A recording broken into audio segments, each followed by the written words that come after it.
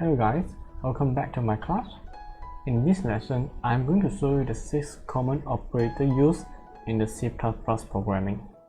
So at the end of this lesson, students will be able to understand and know how to use all those arithmetic, assignment operators, relational and logical operators, increment and decrement operator, and also the ternary conditional operator. Okay, so before we go into any operator, let's understand first what is the expressions. Okay, expression is a sequence of operands and operator that reduce to a single value. So there's no limit to the number of operators and operands in an expression. Okay, so what is the operators and operands? So this is the expressions. 3 plus 6 minus 14 is the expressions.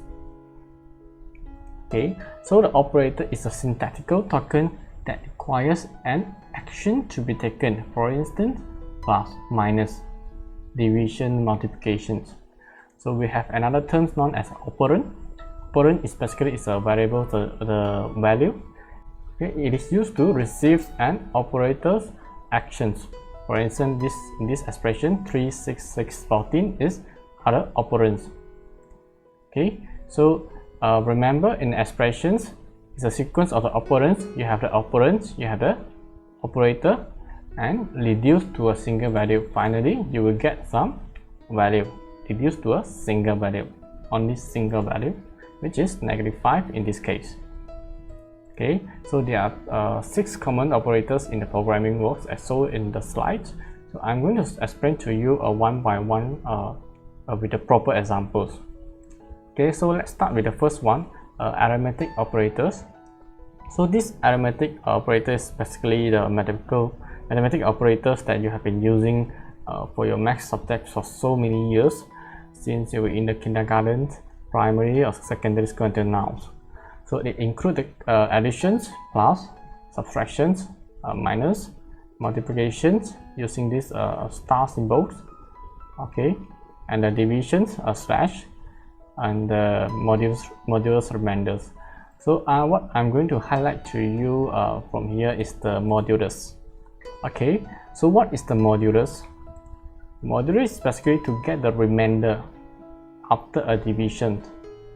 Okay, such as if you have a value of 5 divided by 2, okay, you will get the answer of 2, but eventually you will get a value of 1, which cannot be divided by 2 anymore. So this one will be your remainder.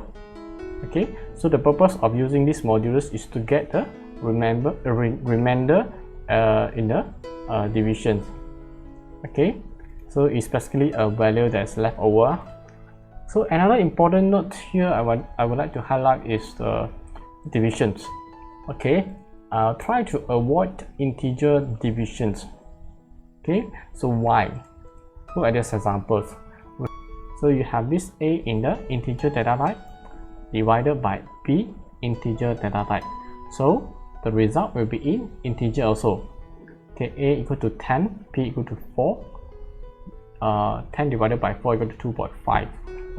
Since your answer will be in the data type, integer data type, therefore this 0.5 will be omitted, and finally give you the answer of only 2, which is not accurate.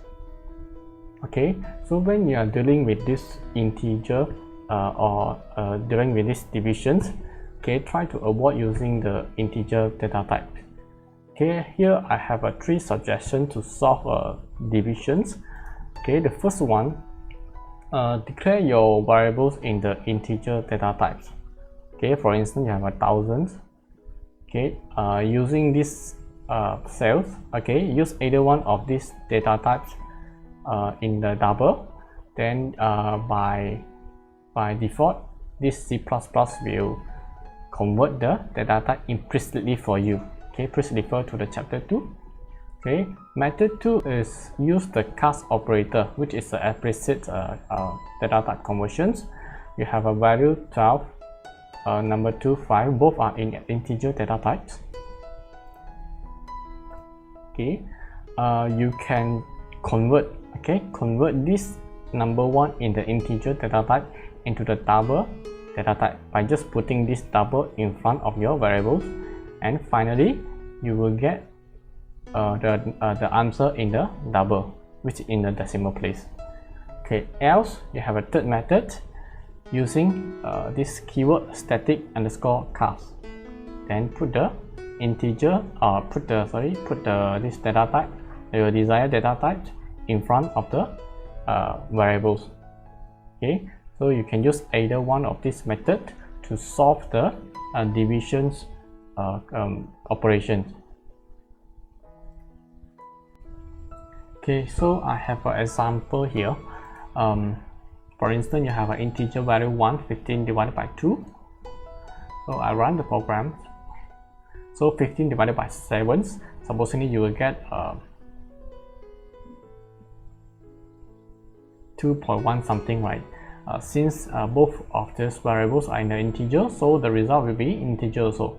So this the value after this decimal point will be omitted. It will give you the answer of 2. So if let's say you want the result in the decimal places, so you have to convert this integer data type for this value 1 into double data type. Double, put a bracket. It will give you the answer in the decimal place. Okay, so else you can use another method, static underscore cast. Okay, put double. Okay, so I run the program.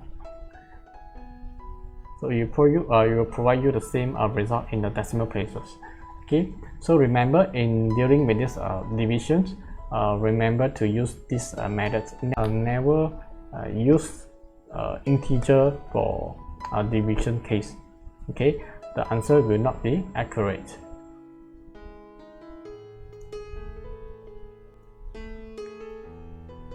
Okay, next we have this assignment operators.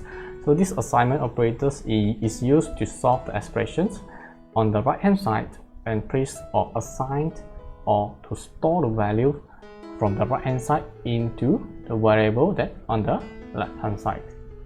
Okay, so there must be a single value on the left operands. For instance, this assigning this b plus 10, and this result will be stored inside this a, and the 8.6 assigned into this temperature, and this count plus 2 assigned into the count. Okay, so bear in mind, remember only one single variable that allowed in the left operands. If you use a plus b equal to, then it's invalid. Okay, there are 4 types of assignment operators. A simple one you can find in the algebraic of expressions, such as y equal to x plus 10, simple one. Okay, now you have a multiple assignments where you have 100 assigned to the e, then you have e equal to 100 assigned to d assigned to c assigned to b. As long as the left operands is only single operand, single variables, then it's valid. Okay, and we have an assignment within another calculation. So you have it as equal to 5 minus 8. This is the one of the expressions inside another calculation. Yes, it's valid. Okay, and we have this compound assignment. So this compound assignment is just commonly used in a control structure, where we will cover in the next lessons. Okay, by definition, this compound assignment is a shorthand notation for a simple assignment. Okay, so it requires the left operand be repeated as a part of the right expressions. So we have a 5 compound assignment here. Okay, multiply equal, modulus equal, minus equal, division equal, and plus equal. So basically this compound assignments evaluated as same meaning. X multiplied equal y plus 5 equivalent to x equal to x plus x multiplied by y plus 5. Okay, it means that x equal to x multiplied y plus 5. Okay, same meaning. Okay, how about this? You have x plus equal y, equivalent to x equal to x plus y, x equal to x minus y, and we have x equal to x multiply y, and so on. And last one, x equal to x multiplied by this y plus 1. Okay, so look at these examples. Okay, so we have a equal to 10 and x equal to 20. So if I use this compound operations, x plus equal a, so bear in mind it is equivalent to x equal to x plus a. So from here you should be able to get this s equal to x plus a, 30. So I run the program. Okay, you will get 30. So it's basically same as this, x equal to x plus a. This is compound assignment. Okay, next we have this increment and decrement operators, which is commonly used in for loops as update conditions, which we will be covered in the next 2 lessons. So however, let's explore a little bit about this concept first. So we have this increment operator represented by this plus sign. Okay, double plus sign. It means that it will increase the value of this variable by 1. Meanwhile, we have this decrement operator. We have this double negative sign. It means it will decrease the value of the variable by 1. And both of this operator can be used in this prefix or postfix expressions. Okay, this prefix means you are going to add this both double sign, either positive or negative, in front of your variables. Postfix is you are going to add this double positive or double negative sign after a variable. Okay, so important note here, both postfix or the prefix will have the same effect as a equal to a plus 1. If you put plus plus a or a plus plus, both of them will have the same effect as a equal to a plus 1. Okay, are the differences between this prefix and the postfix. So in the prefix, if you remember, prefix is you are putting this double positive or double negative in front of the variables, and the effect of this increment of the decrement is seen when the current statement is evaluated.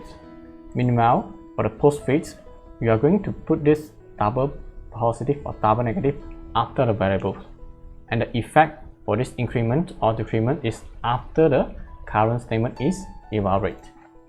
Okay, so let's look at just how it works for this prefix and the postfix. Okay, so if you have a condition where x equal to plus plus a, this is the prefix where you have putting this double positive or double negative in front of the variables. So you have to solve the expression at the right hand side first. You have to solve this plus plus a first. Okay, what is the effect of the plus plus a? It is basically same as a equal to a plus 1. Then only you assign the answer result from here into the operands at the left hand side. Okay, look at this example. You have this a b equal to 5, c d equal to 10. Okay, now I have a questions. A equal to negative b, and c equal to positive d. This is actually a decrement now, and this is a increment. So how to solve this? If you remember, there are 2 processes.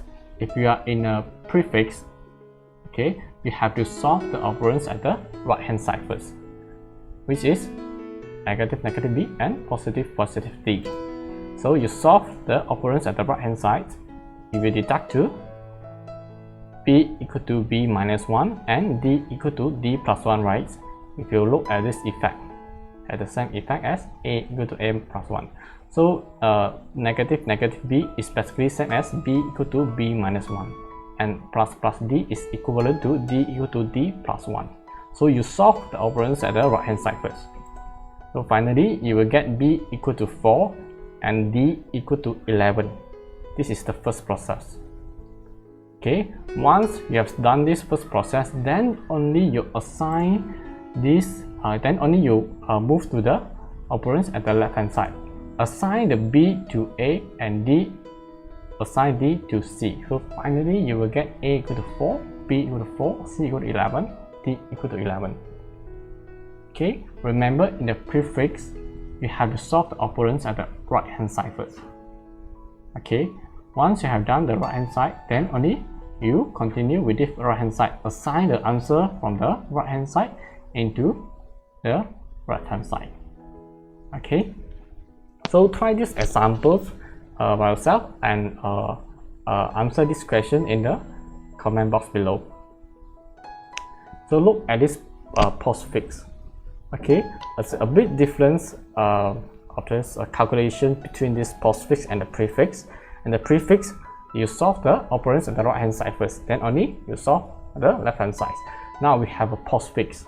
Postfix is where you have this double sign positive or double sign negative after a variable. Okay, after a variable. So in order to solve this one, first step, you solve the operands at the left hand side first, which is x. Okay, x equal to a. You assign a to x first. Then only you solve this a plus plus, which is equivalent to a equal to a plus 1. Okay, look at this example where the set example a b equal to 5, c d equal to 10, and solve this a equal to b minus minus and c equal to d plus plus. So this is decrement and this is d increment. So this is a postfix because you are putting this negative and positive behind a variable. So recall this process. Okay, you are going to solve the operands at the right hand side, then only right hand side. Okay, so solve the left hand side first. You assign b to a first, assign d to c first. So at this moment, your a equal to 5, c equal to 10. Okay, not yet done. This is the first process.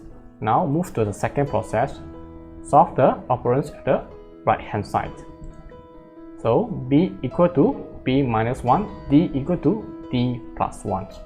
So end up you will have a equal to 5, c equal to 10, b equal to 4, and d equal to 11. Okay, so I hope you understand how does it work for this prefix and the postfix. If you have any question, just put in the comment box below. Okay, so we have some questions for you guys. So I'm not going to give you the answer for these questions. You have to try by yourself and answer it in the comment box below.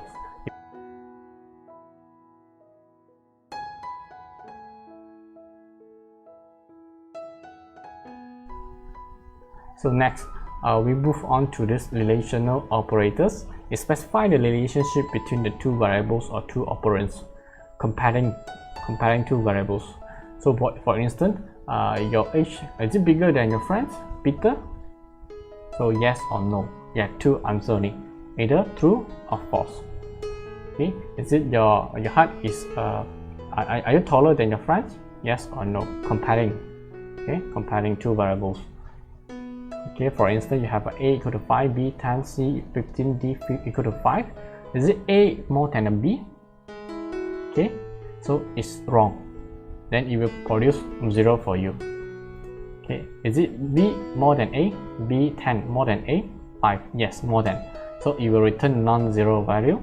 So what is return 0 or non-zero value? You look at this example. Okay, I have a value of a equal to 5, b equal to 10. Okay, so is it a more than b?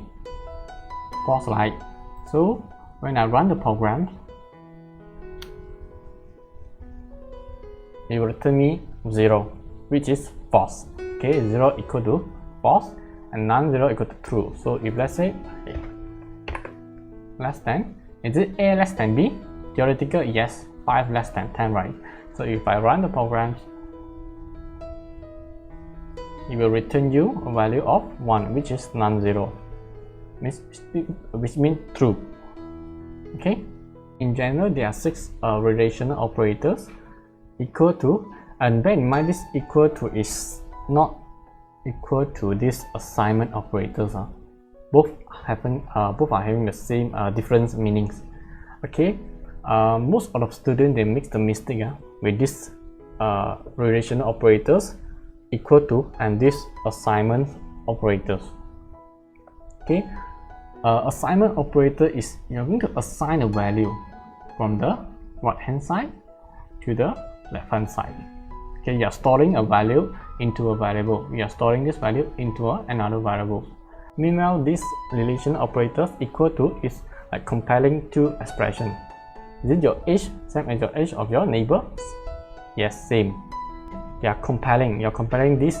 Is it equal to this? Meanwhile, the assignment is you are assigning a value inside a variable. Okay, both are different things. Remember this.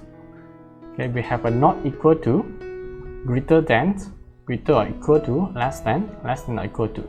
So normally we use these relational operators in control structures such as the if-else statement and the for loop statement, which we will cover more in the next chapter. So for instance, we have this if. Is it your marks more than 100? If yes, then invalid. If no, then there will be another statement. Okay. So we have another operators known as logical operators, and is normally used together with the relational operator just now in the previous slide. So it is normally used to compare two conditions in expressions. So again, these logical operators also have two values, two which are the true or false, whether it's a 0 or non-zero. If 0, which means false. If it is a non-zero, it is true, as I show you at this example. If the result they produce from the expression from this logical from the relational operators are true, then it will result a value of 1. If it is false, then it will return a value of 0. Okay, we have 3 common logical operators here: not, and or. And this not is represented with this exclamation marks. Okay, this and represented by this double ampersand mark, and or represented by this double vertical bar. Okay, and this table shows the rules for these logical operators. So if you have a condition false and you put this logical not, then it will result you true. If you are true, then you become false. Meanwhile, for and, so you have false result in false, false true result in false, true false result in false, and true result in true. So you have you must have 2 conditions true to give you the answer of true. Either one condition false will give you false result. Meanwhile, or either one result is true, will give you true. For example, false true, true, true false true, and true true true. Either one condition meet them, it gives result of true. Okay, so let's look at this example. If let's say you have a condition with the false, then if add this not, then finally it will invert. Okay, invert the result, become true. So if let's say for or, okay, we have either one condition is met, then it is true. Okay, I will show you an example here.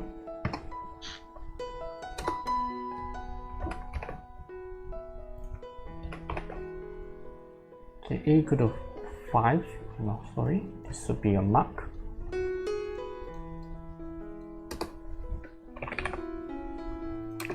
Equal to, for instance, 120.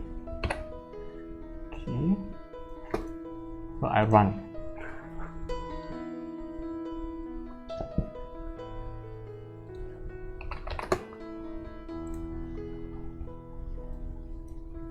So invalid mark because you meet either one of the condition already.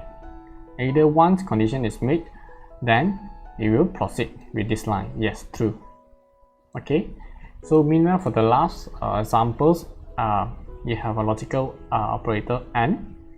If the COVID-19 case less than 5 and recovery rate is more than 50, then only we leave the MCO. Okay, you must meet both conditions, only this statement will be executed. Okay, as long as one of these conditions is false, then MCO cannot be lifted. Okay, continue quarantine. Okay, so look at this table, logical table. We have condition both true. As long as both are true, then the result you true. As long as either one of these condition is false, then result in false. So look at this some example. Okay, so we have f. What is f? F is the 5.5. Is it 5.5 more than 5? True. So if you give you a non-zero values. Okay. So look at this. Okay. C. Is it C equal to 119? C is what? C is W. So what is the value of W? Okay.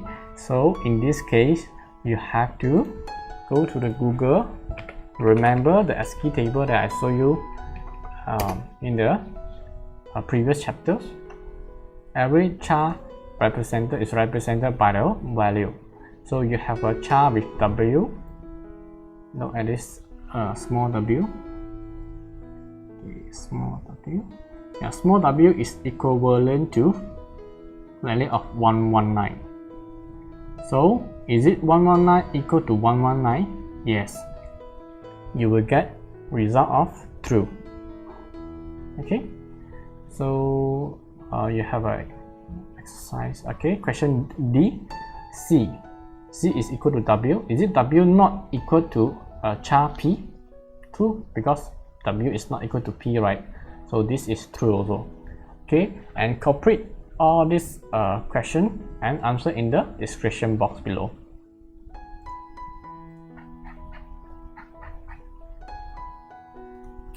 Okay, so we have a last expression for today's lesson. It's the ternary conditional operators. So it is basically an alternative to the if-else statement for two-way selections. Basically, we will learn more in more detail for this if-else selections in the next lections. But however, I will still explain briefly what is a two-way if-else statement and how to represent this two-way if-else statement by these ternary conditional operators. Before that, look at the syntax for this ternary conditional operators. We have expression 1 for the conditions. Then you put a question mark, have to put a question mark. And then this is the expression if let's say the condition is true. And then put this double colon. And then put this expression B if the condition is false.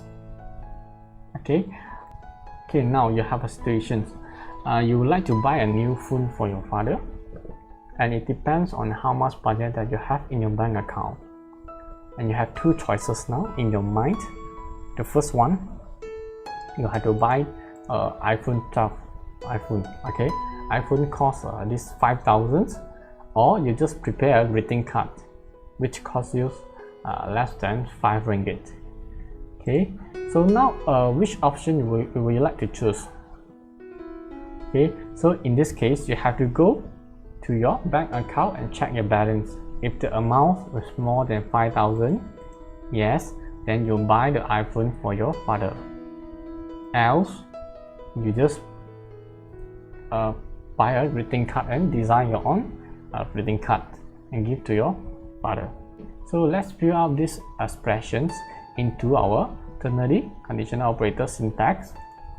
So remember, you have this expression to check the conditions. Is it the bank account more than 5,000? And put a question mark here. If yes, buy iPhone 12. Then put a double column. Else, if less than 5,000, then you just buy a greeting card. Okay, so we will learn more about this if-else statement, one-way, two-way selections in the next lesson. Stay tuned. Okay, congratulations, so you have learned these 6 basic operators in programming. So now I have a question. We have these 4 expressions here. Can you tell me how to solve this expression? We have first expression, bracket 2 plus 3 times 4. Second expression, 2 plus 3 times 4. And third expression, which involve these logical and relational operators. And the last one, we have this multiplication, modulus, and division, which all are from the arithmetic operators. So how to solve this? So to solve this expression, okay, you have to use a technique so-called precedence and associativity. So what is this technique about? So precedence, by definition, is used to determine the order in which different operators in the complex expressions are evaluated. And associativity is used to determine the order in which the operators with the same precedence are evaluated in a complex expression. Okay, still confusing? Okay, don't worry. We will look through one by one most of them, and I will provide some example to you. What is this precedence about, and what is this associativity? Okay, so before we move on, let's focus on this order of precedence first. Okay, there are 3 rules in solving the math expressions. Okay, the first rule, this is the first rule. All the operations inside the parentheses are evaluated first, which means that any expression inside this bracket we have to solve first. So which means that 2 plus 3 equal to 5. 5 times 4, 20. So the result is 20. So this is the first rule. We have to solve everything inside this parenthesis first, inside this bracket first. Okay. Okay. Now, look at this second expression. You have 2 plus 3 multiplied by 4, no bracket. So which one you should solve first? Okay. So before we go further into these expressions, in fact, every operators can be categorized into a different operator groups. Okay, and there's a ranking for each of these operator groups. Look at this table. Okay, this exclamation mark under this positive sign, negative signs. Okay, it's in the number 1 ranking, and you have this multiplication, division, modulus in the second ranking, plus minus third ranking, and so on. Okay, do not confuse about this unary operators and also this so-called arithmetic operators. Okay, this unary operator is an operator that takes only one value or operand for each operation. For instance, increment or decrement operators that I mentioned earlier. Okay, and you have this arithmetic operators that you need at least 2. You need at least 2 operands to process this expression. So a lot of students, they make a mistake again. So you have to differentiate. You have to be clear what is this unary operators and this arithmetic operator first. Okay, so now come back to the questions. We have a 2 plus 3 multiplied by 4. So which one you should solve first? So as I mentioned just now, each of these operators will be categorized in different groups. And look at this rule 2. The higher precedence operators in the table will be performed first. Okay, higher precedence operators will be performed first, which means that you have this plus and multiplication. So this multiplication in the level of 2 and this plus in the level of 3, third level. So you have to solve the higher level first, which means multiplications. 3 times 4, 12, then only you plus 2 equal to 14. Okay, so this is the rule number 2. Now move on to the question 3. You have this relational operators together with these logical operators. So again, which one are you going to solve first? Okay, again, look at this rule 2, rule number 2. The higher precedence will be solved first. So from here you have this larger than, and then you have this and logical operator, right? So these relational operators in the ranking number 4, and you have this logical operator in the ranking number 6. So you solve the relational operator first. So is it 10 more than 90? False. Is it 5 less than 8? True. Okay, then you proceed. You have two operators now. You have this AND logical operator and OR logical operator. So which one solve first? So look at this level. So you have this AND logical operator is higher ranking than compared to this OR, right? So you have to proceed with this AND first. False and true.